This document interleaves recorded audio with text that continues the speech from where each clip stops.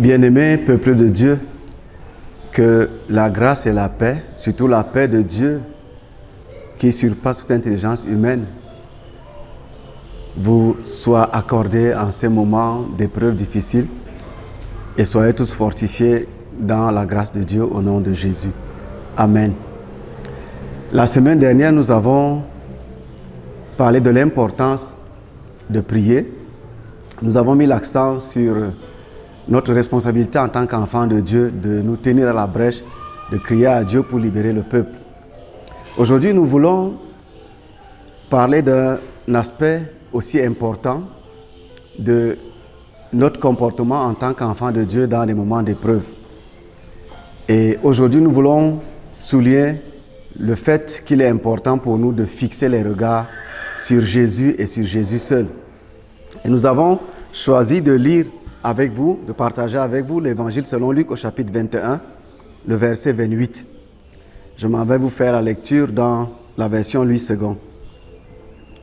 Quand ces choses commenceront à arriver, redressez-vous et levez vos têtes, parce que votre délivrance approche.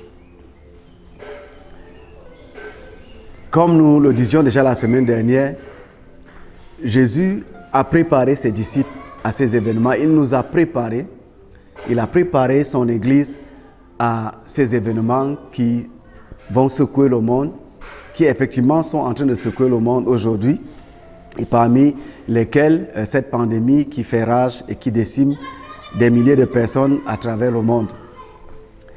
Et nous avons toujours remarqué que Jésus a des termes qu'il utilise pour encourager, pour fortifier ses disciples. Il leur dit, ne soyez pas effrayés, ou encore, il dit, redressez-vous, levez vos têtes, ou encore il dit, prenez courage. Jésus ne donne jamais un conseil ou n'adresse jamais à ses disciples des paroles susceptibles de susciter la panique. Parce qu'il est au contrôle de toutes choses, il a tout pouvoir dans les cieux et sur la terre. Et ce verset que nous venons de lire encourage les enfants de Dieu à plutôt se redresser, à plutôt lever la tête. Lorsqu'il parle de se redresser, il s'adresse particulièrement à ceux qui sont tombés, à ceux qui ont fait naufrage par rapport à la foi, à ceux qui ont abandonné la foi, à ceux qui se sont détournés de Jésus pour suivre Satan. Et lorsque des événements comme ceux-ci arrivent, Jésus dit, attention, je suis à la porte, revenez à moi, revenez de tout votre cœur. C'est un appel à un retour véritable vers Dieu par une repentance sincère. Jésus ne voudrait pas qu'une seule de ses brebis se perde. Et à cause de cela, il use d'avertissement, il use de prévenance. Mais lorsqu'il dit levez-vous ou bien levez vos têtes, en principe, il s'adresse aussi à ceux qui sont découragés, ceux qui sont refroidis, ceux qui sont abattus à cause de ce que l'Église les a déçus, à cause de ce que les serviteurs de Dieu les ont déçus, à cause de ce que ceux qu'ils avaient pris pour modèle les ont déçus. Et ils se posent la question, est-ce que vraiment c'est encore nécessaire de marcher dans la foi? Est-ce que c'est encore nécessaire de tenir ferme? Est-ce que c'est encore nécessaire de persévérer dans cette vie de sanctification? Est-ce que c'est encore nécessaire de continuer à se consacrer à Dieu? Et Jésus dit de lever la tête. Parce qu'il ressemble en réalité à quelqu'un qui marche étant abattu, dont la tête baissée vers le sol, en train de se poser des questions. Jésus dit relève la tête parce que ta délivrance approche. Jésus le dit parce qu'en principe, il est celui qui nous donne la vie.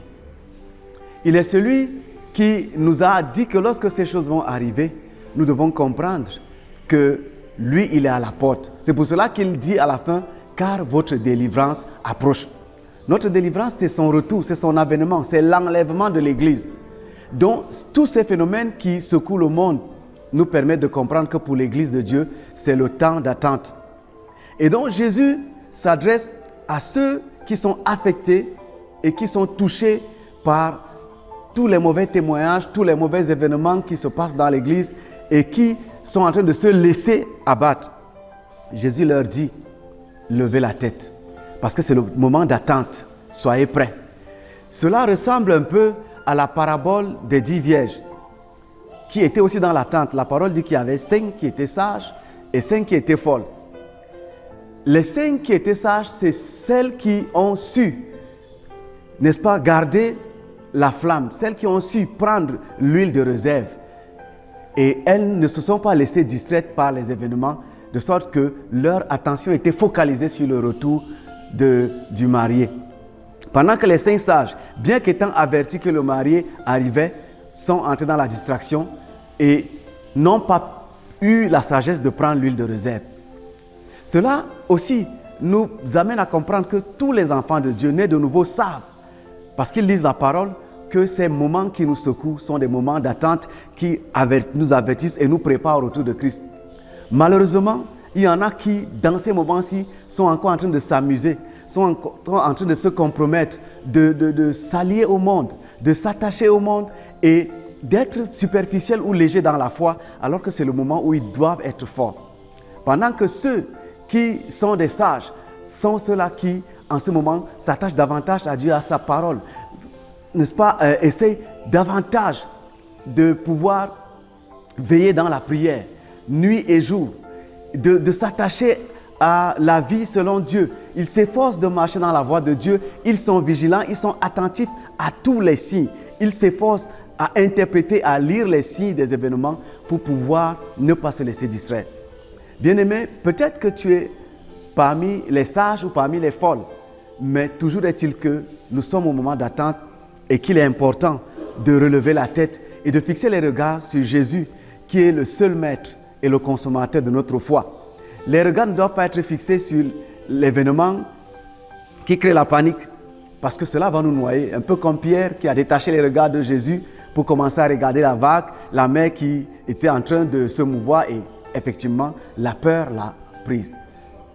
Bien-aimé, la peur est une arme efficace que le diable est en train d'utiliser aujourd'hui pour secouer le monde et pour obliger les gens à pouvoir s'allier, s'arrimer à une norme que Satan est en train d'établir dans ce monde. Quand nous lisons la Bible, nous connaissons que ces choses-là étaient préparées et ces choses sont en train simplement de se mettre en place.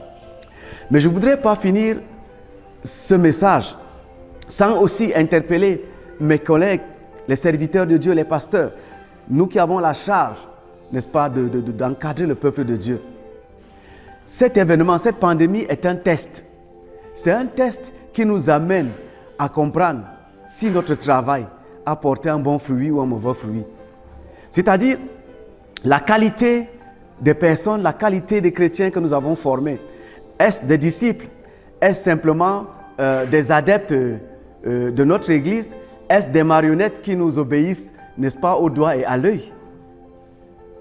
Et cela va se déterminer par leur comportement, par leur attitude pendant ces moments. Si nos fidèles sont dans la panique, comme tous les païens, comme ceux qui n'ont pas Dieu, s'ils désertent même l'Église et qu'ils croient qu'en venant à l'Église, c'est là-bas qu'ils vont tomber malades, s'ils perdent même déjà la foi jusqu'à ne plus prier, jusqu'à ne plus lire la parole, alors nous devons nous poser des questions. Si effectivement nous avons fait un bon travail. Mais si c'est des gens que nous avons bâtis dans les enseignements, dans les exhortations, dans les prédications, avec des prières des jeunes, et qui ont saisi Christ par le bon bout, ces personnes vont tenir.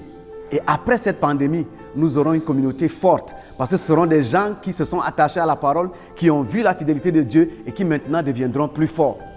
Mais si c'est le contraire, si c'est dans le sens contraire de ce que je viens de dire, alors ne soyons pas étonnés qu'après cette pandémie, l'Église soit vidée de moitié. Parce que si vous avez par exemple passé le temps à raconter la bonne nouvelle à vos fidèles, à leur faire ce que j'appelle la divination sous fond de prophétie, qu'ils vont aller aux États-Unis, ils vont se marier par-ci, par-là, ils vont avoir telle promotion. C'est ce que vous avez passé le temps à leur raconter. Ils n'ont pas eu la substance qui leur permette d'être solides. Ils n'ont jamais reçu la nourriture solide. Ils n'ont pas été préparés aux difficultés. Ils n'ont pas été préparés aux épreuves. Alors cette épreuve va les emporter. Et vous aurez contribué. Parce qu'au lieu de bâtir le peuple de Dieu, vous avez passé le temps à raconter, n'est-ce pas, des âneries, excusez-moi, à raconter des fables aux personnes qui se laissaient flatter et aujourd'hui sont faibles devant cette situation devant laquelle ils devraient pourtant être forts. Chers serviteurs de Dieu, cela nous interpelle. C'est un test pour nous. C'est un test pour toi, c'est un test pour moi. Et nous devons rentrer. Parce que Paul le dit dans sa première lettre au Corinthiens au chapitre 3, le verset 13, il dit que l'œuvre de chacun sera éprouvée par le feu. Et le feu, c'est cette difficulté, c'est cette épreuve, c'est cette pandémie-là qui va consumer si le travail, si ce que tu as investi dans tes fidèles, c'est des futilités, c'est de la paille, alors le feu de cette épreuve, le feu de cette pandémie va consumer cela. Il n'y aura rien en eux. Mais si par ailleurs, tu as fait un travail de fond, le feu de cette épreuve ne va que les rendre plus forts. Ils seront épurés comme l'or. Lorsque l'or est épuré, il devient encore davantage meilleur. Ils seront davantage meilleurs et solides. Ce sera pour la gloire de Dieu. Bien-aimés, l'heure est grave, c'est vrai, mais nous servons un Dieu qui est vivant. Jésus est vainqueur. Il est Seigneur et il règne. Nos regards doivent être fixés sur Christ. Ne regardons pas aux vagues qui secouent le monde. Ne regardons pas à tout ce qui se dit et qui a pour but de créer la peur et de nous pousser vers un objectif que les gens se sont déjà fixés. Mais regardons à Christ et la peur ne pourra pas nous dominer et nous sortirons de cette épreuve plus que vainqueurs. Parce que celui qui nous a rachetés nous a dit que dans toutes ces choses, nous serons plus que vainqueurs. Sa parole est la vérité et nous disons Amen parce que sa parole ne rentrera pas à lui sans avoir accompli sa volonté. Que Dieu te bénisse et qu'il te fortifie. Amen.